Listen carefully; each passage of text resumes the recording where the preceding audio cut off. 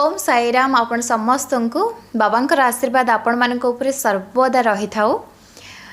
मु आज जो अनुभूति जनवा जाऊँगी ये शिरडी अनुभूति। भक्त जड़े शिरडी जाइथिले बाबा दर्शन करने तांको मन भितर इच्छा प्रकाश है कि मो बाबांकर मध्याह्न आरती करी। बाबा समाधि मंदिर भितर बसिकी बाबा पाखरे बाबा को देखिकी मो बाबांकर आरती गान करी मध्याह्न आरती। ऑनलाइन रे बुक कले बाबांकर जो मध्याह्न आरती आरती किछि समय थाए से बाबा सामने जाइए बसले आउ एक लय बाबा को चाह रहिले मनरे भावुथांती कि बाबा मु आज तुमर मध्याह्न आरती गान करी। ए सब भावुथांती मनरे किछि समय पर बाबांकर मध्याह्न आरती आरंभ हैला। भक्त जनक बाबांकर मध्याह्न आरती बहुत भल भाव गाउथांती। तांको पाखरे जने वयस्क व्यक्ति बसी से बाबांकर आरती गान करुथिले। बाबांकर आरती गान सरिला तापरे से बाबा को एक लय देखिले बाबा मो आरती गान करिछि। तापरे आरती समाप्त हो गला।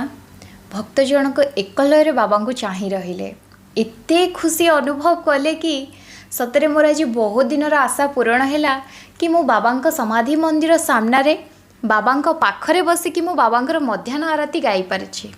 सतरे एटा बहुत खुशीर कथा कि जड़े बाबांकर भक्त है कि बाबा आरती बाबा पाखे बसिकी गाइबा बहुत नियारा। तापर भक्त जड़े मनरे भावुथांती कि बाबा मो आरती गाइबा तुमको केमिति लागिला। एमती मनरे भाभी भाभी कि भक्त जड़े बाबा को देखिकी बहुत किछि मन को मन प्रश्न करुथांती। तापरे बाबांकर दर्शन करिकी बाहर को आसीगले। निम्ब वृक्ष मूल परिक्रमा करिले परिक्रमा करुथांती। जो वृद्धा व्यक्ति जनक तांको पाखरे बसिकी बाबा आरती गान करुथिले सी एते भीड़ मध्यरे भक्त जनक खोजी खोजी की बाहर को आसीचंती। आसिकी निम्ब वृक्ष पाखरे भक्त जनक को पाद छुईबा को जाउचंती। भक्त जने आश्चर्य हो जाउचंती आ कहउचंती कि आपण मो पाद कोन पई छुचंती। तापर वृद्ध व्यक्ति जनक कहउचंती माँ तुम गीत मते एते शांति अनुभव करिछि। सतरे तुम कंठरे माँ सरस्वती ही अछंती। आ बाबा को तुम गीत बहुत भल लगी। भक्त जन आश्चर्य हो जाउचंती आ चाहुचंती चाहिकी सांगे सांगे भक्त जनक वृद्धा व्यक्ति पाद स्पर्श करुचंती आ कहउचंती कि मते आशीर्वाद करंतु आपण। वृद्धा व्यक्ति जनक पचारुचंती माँ तुम्हें गीत केबे गाओ। भक्त जने आश्चर्य हो कहते नाई मु केबे गीत गाएनी किंतु बाबांकर गीत मु गाए मते बहुत पसंद लगे मो बाबांकर गीत गाए। ये सब शुणिकी वृद्धा व्यक्ति जनक बहुत आशीर्वाद देले आ कहले भविष्य रे बहुत भलरे आ खुशी रुह।